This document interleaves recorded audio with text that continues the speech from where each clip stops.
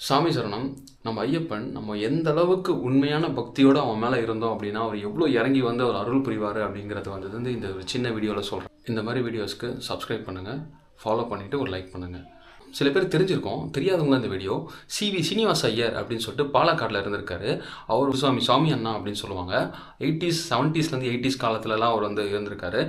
அவர் எந்த அளவுக்கு வந்து அவர் வந்து ஐயப்பன் மேலே பக்தியோடு இருந்திருக்காரு, அவர் எந்த அளவுக்கு உண்மையான விரதத்தோடு இருந்திருக்காரு அப்படின்னா, ஐயப்பனோட நடை வந்து அவருக்காக சாத்தாமல் வெயிட் பண்ணிட்டு இருந்தாங்க. யாருக்காவது அப்படி பண்ணியிருப்பாங்களா இது வரைக்கும்?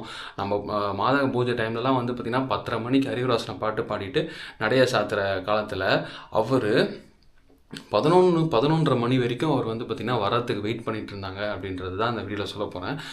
அந்த நாள் என்ன ஆச்சு அப்படின்னா, அது வந்து ஒரு மாத பூஜை டைமு, எல்லாமே நடையெல்லாம் சாத்த போகிற டைமு, ஓகேங்களா? எல்லா சாமியும் பார்த்துட்டாங்க. ஆல்மோஸ்ட் வந்து 18ஆம் படி காலியாக இருக்குது.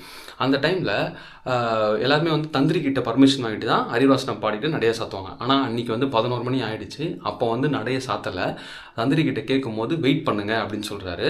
அது 11:15 ஆயிடுச்சு. யாருக்குமே ஒன்றுமே புரியலை. ஏன் வெயிட் பண்ண சொல்கிறாங்க? எல்லாருமே பார்த்துட்டாங்களே, யாருமே கூட்டமும் இல்லையே, ஏன் இப்படி சொல்கிறாங்கன்னு சொல்லிட்டு எல்லாருமே வந்து ஒரு கன்ஃபியூஸ் ஸ்டேட்டில் இருக்காங்க. அப்போ வந்து பார்த்திங்கன்னா, ஒரு சாமி வரணும், வெயிட் பண்ணுங்க அப்படின்னு சொல்கிறார் தந்திரி.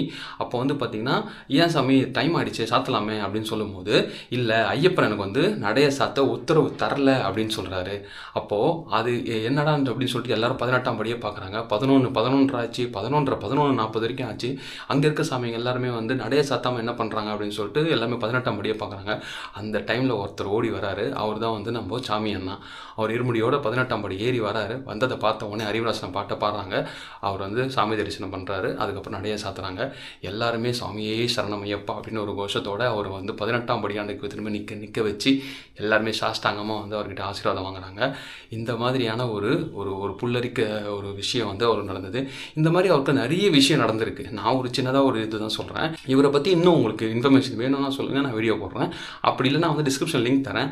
அரவிந்த சுவாமி அப்படின்னு சொல்லுவாங்க, சாஸ்தா அரவிந்த் அப்படின்னு சொல்லுவாங்க. அவர் வந்து அவரோட பிளாகில் வந்து இது எழுதியிருக்காரு. சாமி அண்ணாவுடைய பேரன் தான் அவர் வந்து கோயம்புத்தூரில் இருக்கார். டிஸ்கிரிப்ஷன் லிங்க் தரேன். இந்த மாதிரி வீடியோஸ்க்கு ஒரு லைக் பண்ணுங்கள், அப்படியே கமெண்ட் பண்ணுங்கள். ஓகே, பாய். சாமி சரணம். சரண கீர்த்தனம் சக்தமானசம்.